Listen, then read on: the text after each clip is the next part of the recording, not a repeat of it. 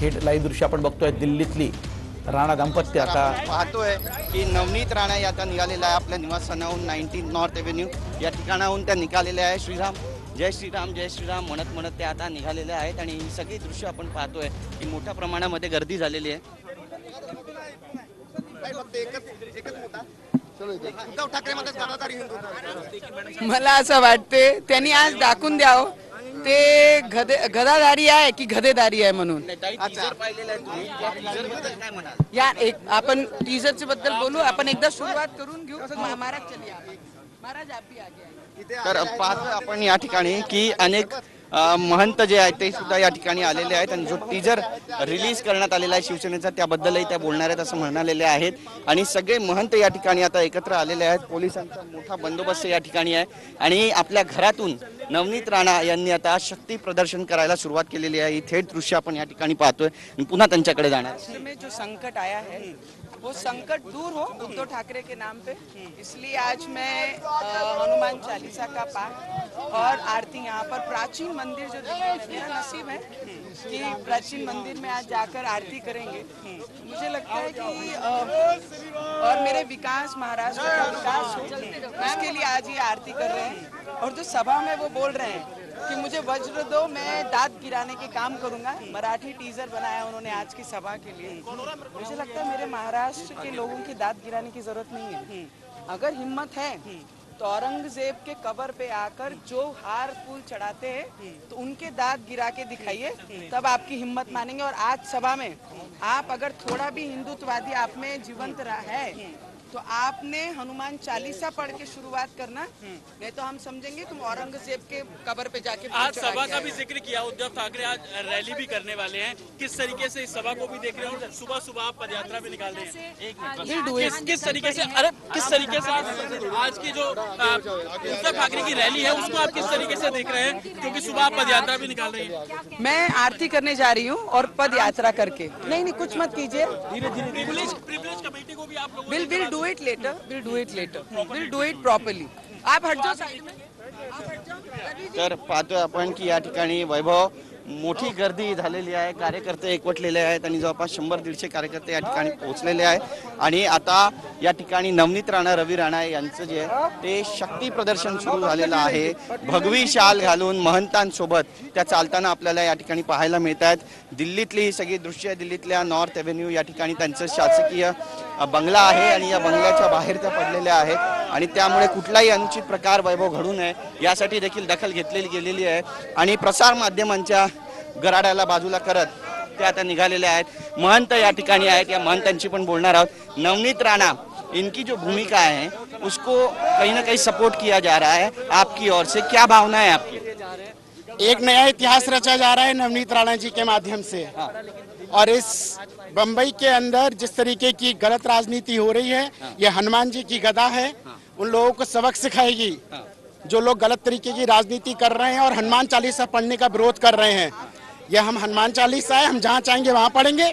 क्यों नहीं पढ़ेंगे? जिथं हवंय तिथे हनुमान चालीसा वाचणार म्हणतात. आणखी काही म्हणते आपण त्यांच्याशी बोलणार. काय नाव तुमचं आणि आता भूमिका कशी असणार? आपकी जो भूमिका है वो अब क्या होने वाली है? आप लोग पहुंच चुके हैं, रैली शुरू हो चुकी है, क्या कहेंगे?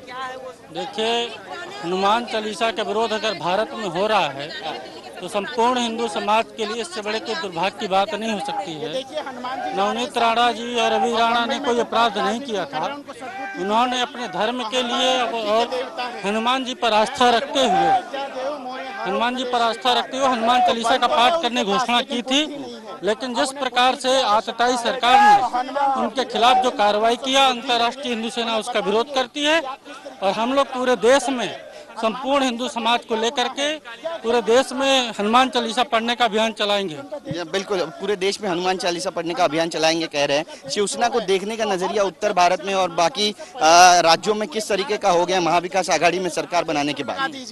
देखिए, उद्धव ठाकरे जब तक भारतीय जनता पार्टी के साथ में राजनीति कर रहे थे शिवसेना, तब तक तो वो लोग हिंदुत्व के लिए और राष्ट्रवाद के लिए समर्पित होकर के कार्य कर रहे थे. लेकिन जब से उन्होंने राष्ट्रवादी कांग्रेस और कांग्रेस के साथ लिया है तब से पूर्ण रूप से सेकुलर हो गए हैं.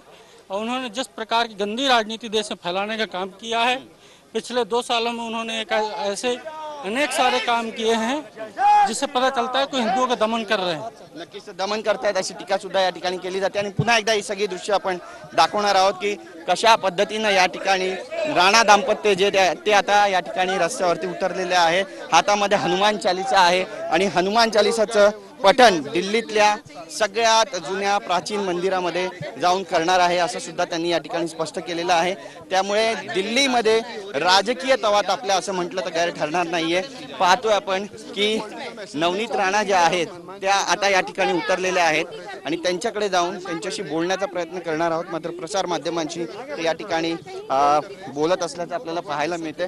नवनीत राणा जे आहेत ते या ठिकाणी आहेत. आपण त्यांच्याशी बोलण्याचा प्रयत्न करणार तर आहोत पण त्यापूर्वी रवी राणा यांच्याशी बातचीत करणार आहोत आणि त्यांच्याशी बातचीत करणार. गदाधारी कोण आहे काय म्हण जे गदाधारीच्या नावाने पुन्हा पुन्हा सांगत आहे आम्ही हिंदू आहे, हिंदूची राजनीती करताय. मला असं वाटतं की आज हनुमान चालीसा जर त्यांनी वाचली नाही सभा सुरू व्हायच्या आधी तर असं वाटेल की ते गधे आहे. आणि गदाधारी कोण आहे आणि गधा कोण आहे. तो ये संकट मोचन के मंदिर जाके हनुमान चालीसा पढ़ के और आरती करके उन्होंने अरे आपके चैनल ने इतना सपोर्ट किया, सच की साथ दी, तो मुझे लगता है मैं उनको एक जरूर बताना चाहूंगी. उन्होंने कहा कि मुझे वज्र दीजिए, एक मिनट, मुझे वज्र दीजिए, मैं दांत तोड़ने के काम करूंगा. मेरी महाराष्ट्र की जनता के दांत तोड़ने की जरूरत नहीं है. अगर दांत तोड़ने हैं तो औरंगजेब के जो कब्र पे जाते हैं फूल अर्पण करते हैं उनके दांत तोड़ के दिखाइए, तब आपको मानेंगे कि आप में अभी भी हिंदुत्ववादी जिंदा है. क्योंकि संभाजी महाराज की जयंती आज है, उनको सभी लोग मानने वाले लोग हमारे महाराष्ट्र में हैं. और उनके विरोध में आके हार अर्पण अगर महाराष्ट्र में होता है तो हिंदुत्ववादी कहाँ गए महाराष्ट्र के. ये उद्धव ठाकरे को मेरा प्रश्न है. अगर हनुमान चालीसा पढ़ना देशद्रोह है तो औरंगजेब के कब्र पे जाके हार अर्पण करना, फूल अर्पण करना, इसे क्या कहेंगे. मराठीमध्ये सांगा की करते हैं आप लोग. पाहतो या ठिकाणी कार्यकर्ते पुन्हा एकदा पोहोचलेले आहेत आणि